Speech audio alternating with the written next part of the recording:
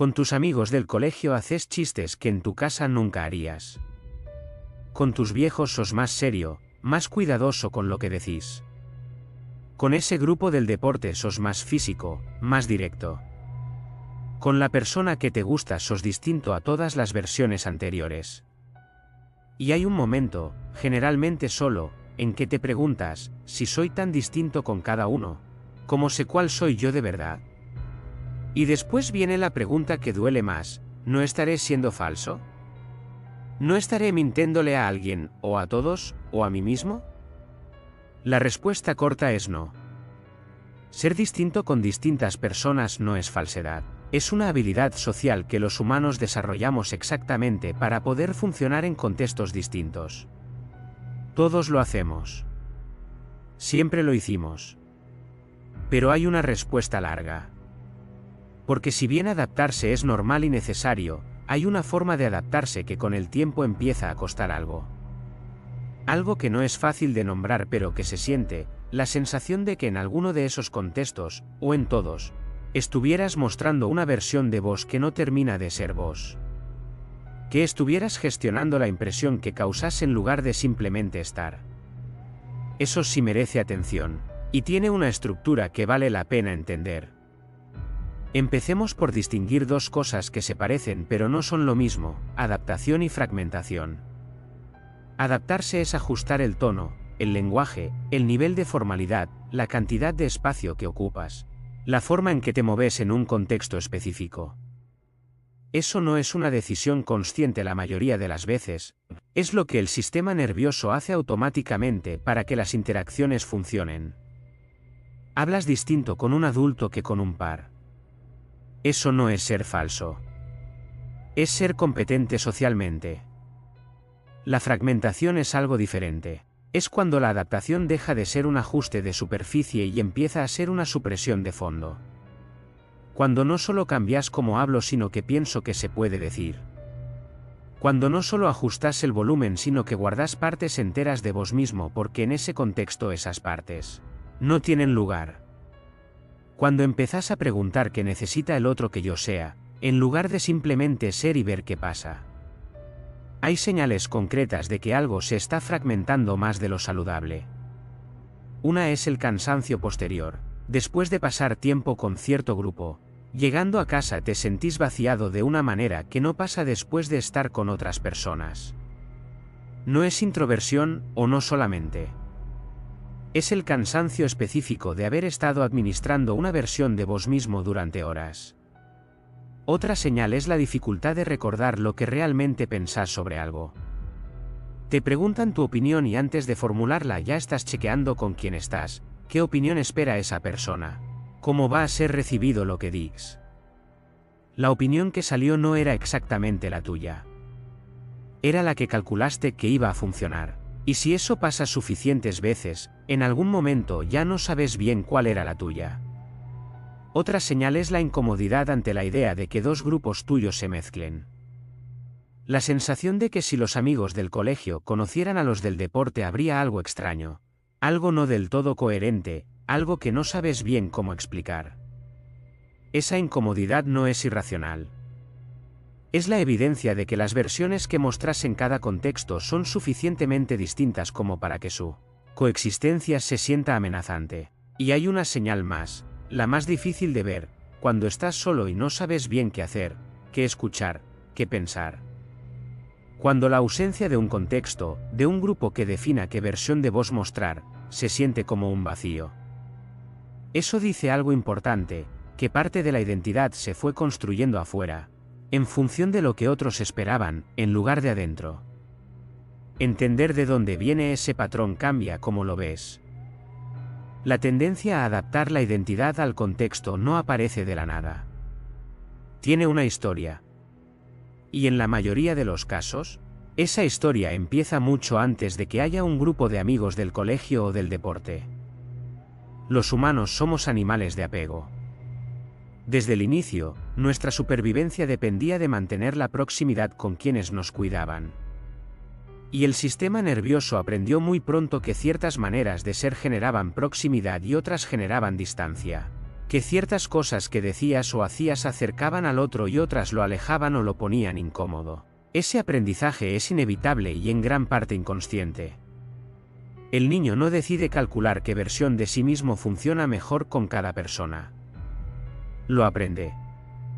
Y lo que aprende depende del entorno que tuvo, cuánto espacio había para mostrar cosas distintas, cuánta tolerancia a la diferencia, qué partes de él eran recibidas y cuáles generaban incomodidad o rechazo, aunque fuera leve y sin mala intención. Hay entornos donde mostrar ciertas emociones tenía costo. Donde llorar generaba incomodidad o burla.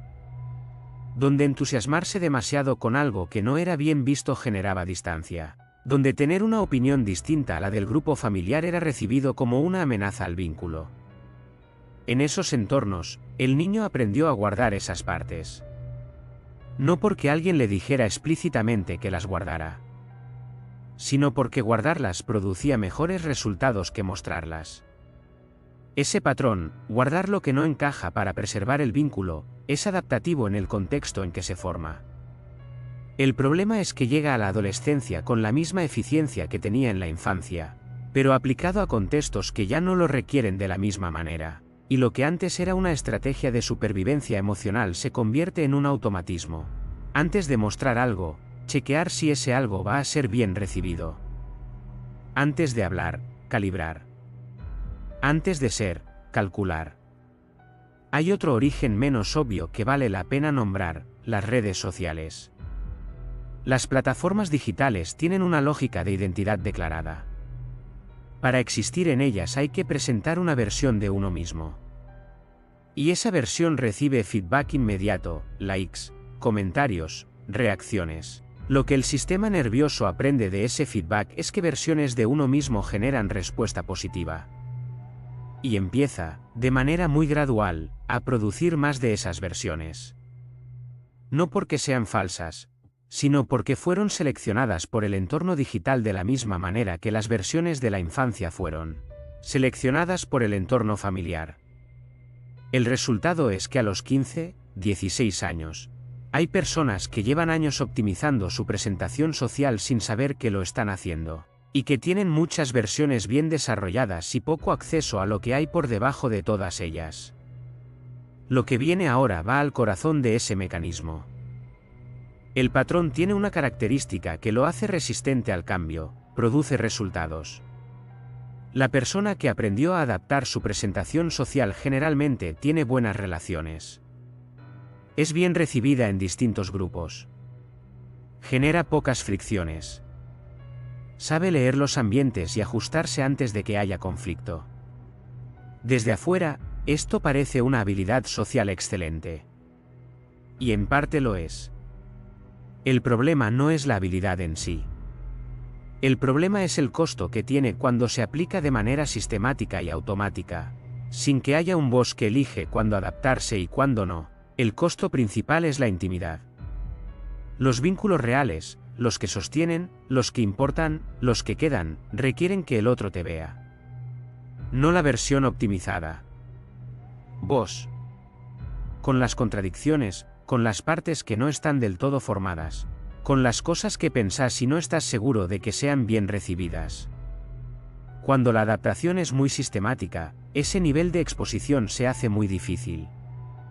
Porque exponerse implica arriesgar que la versión real, la que está debajo de las versiones calibradas, no sea tan bien recibida como las otras. Y entonces pasan cosas paradojales. Tenés muchos grupos, pero en ninguno te sentís completamente en casa. Tenés muchas relaciones, pero pocos vínculos donde podrías decir algo completamente honesto y sentirte seguro de cómo va a ser recibido. Tenés una vida social activa y una soledad interna que no sabes bien de dónde viene. Hay otro costo que es más difícil de ver: la autoestima se empieza a anclar en la aprobación externa. Si tu sentido de que estás bien depende de cómo te reciben, de los likes, de las risas del grupo, del estado de ánimo del otro, entonces cuando esa aprobación no llega o llega menos, algo en vos se tambalea. No porque hayas hecho algo mal, sino porque el sistema aprendió a leer la aprobación externa como evidencia de valor propio. Y cuando esa evidencia falla, el valor se siente inestable. Hay también un efecto sobre la toma de decisiones. Cuando la pregunta, ¿qué quiero hacer?, se confunde con, ¿qué se espera que haga?, las decisiones se vuelven más difíciles. ¿Qué estudiar?, ¿con quién juntarse?, ¿qué cosas vale la pena defender y cuáles soltar? Todas esas preguntas requieren acceso a algo interno que en las personas muy adaptadas puede estar tapado por mucho ruido externo. Y está el costo sobre la identidad misma. Porque la identidad se construye, en parte, a través de la consistencia. De tener posiciones, valores, gustos, reacciones que se mantienen más allá del contexto. Si todo es demasiado fluido, si cada contexto produce una versión suficientemente distinta, la construcción se vuelve difícil. No imposible, pero difícil. Lo que viene ahora tiene herramientas concretas para esto. La primera distinción que cambia todo: adaptar cómo te mostrás no es lo mismo que cambiar lo que sos. Un actor cambia de registro, de tono, de presencia según la escena. Eso no significa que no sepa quién es. Significa que tiene la habilidad de ajustar la presentación sin perder el centro. La diferencia entre adaptación sana y fragmentación no está en cuántas versiones mostrás. Está en si hay un voz que elige qué mostrar, o si las versiones se activan solas en respuesta al entorno sin que haya una elección.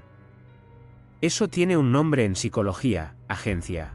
La diferencia entre ser el autor de tu comportamiento y ser el producto de las expectativas del contexto. Las dos cosas parecen iguales desde afuera. Por adentro se sienten completamente diferentes. Lo segundo que cambia, la consistencia, no es rigidez.